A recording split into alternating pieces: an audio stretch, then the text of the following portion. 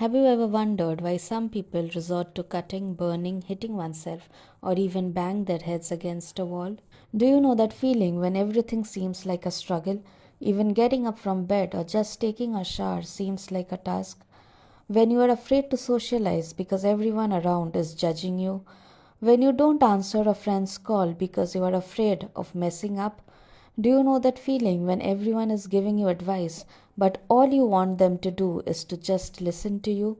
When you need validation from others because you hate yourself and have low self esteem?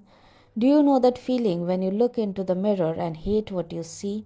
When you hate your body because it has tons of fat as a side effect of medicines? Do you know that feeling when people think that you are just lazy, making excuses, and want attention when in reality you are just crying for help? That feeling when you just want to let it all out but don't want to look weak? Do you know that feeling when your fear finally becomes a reality? When it hits you in the gut that you will never be good enough, when you feel that you actually deserve all the pain you have inflicted on yourself, or maybe even worse? Do you know that feeling when you want all the pain to end but you feel helpless and numb? Welcome to my channel BipolarIITian, and since March is Self-Harm Awareness Month, therefore today I'll share my experiences and some healthy coping mechanisms. The reasons for self harm are complex, but it is a sign of serious emotional distress. It is possible to stop self harming, and this is my story. I started self harming when I was 23, and it continued for nearly 7 to 8 months when I was very emotionally overwhelmed.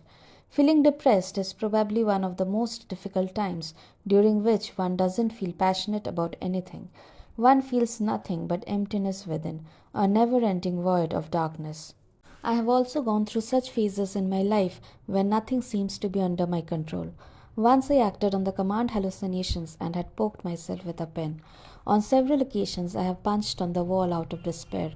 Once I was so depressed and emotionally distressed that I was feeling numb. Everything was spiraling downwards.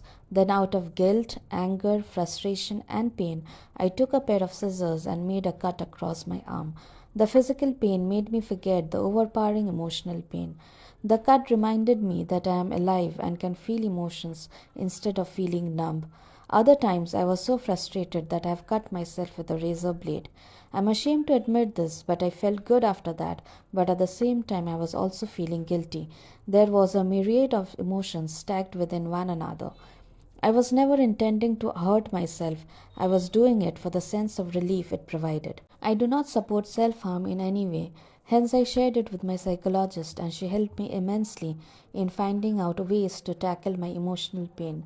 Now I know of some healthy coping mechanisms and would like to share with you all. So, what is self harm? Self harm is an act of deliberately hurting oneself. It is not intended towards suicide, rather, it is an unhealthy way to cope with emotional pain. Consequences of self harm: it gives only temporary relief.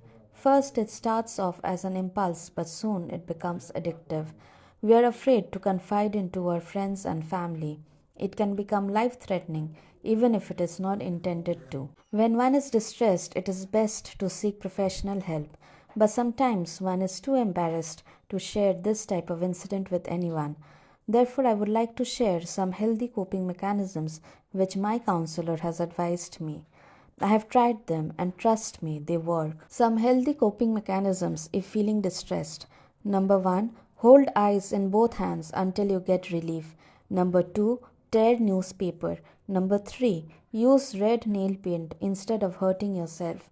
Number 4, take a long bath. Number 5, go to the terrace and scream loudly. Number 6, snap a rubber band on your wrist. Number 7, do breathing exercises. And number 8, talk to a loved one. Thankfully, I haven't self harmed since the last 8 years, and I am proud of myself. Nowadays, to manage my emotions, I read a lot and try to educate myself on self care. If I feel anxious, it's about physically bringing myself back into the room by doing grounding exercises. I smell something, taste something, and touch something. I do breathing exercises, and once I feel like I'm okay, I put on something to do with self progress, something that is gentle but is inspiring. I read a lot about mindfulness, accepting where you are in life.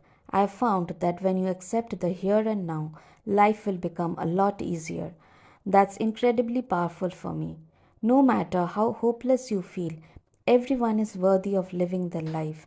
There are people who want to help you, so don't let fear prevent you from getting the support you deserve. All the scars but one have faded. Looking at it reminds me of a girl who has gone through hell trying to cope with something horrible that no one should live through. It shows suffering but also a stronger me who has the will to live and fight instead of running away from them. The scar is a part of my life.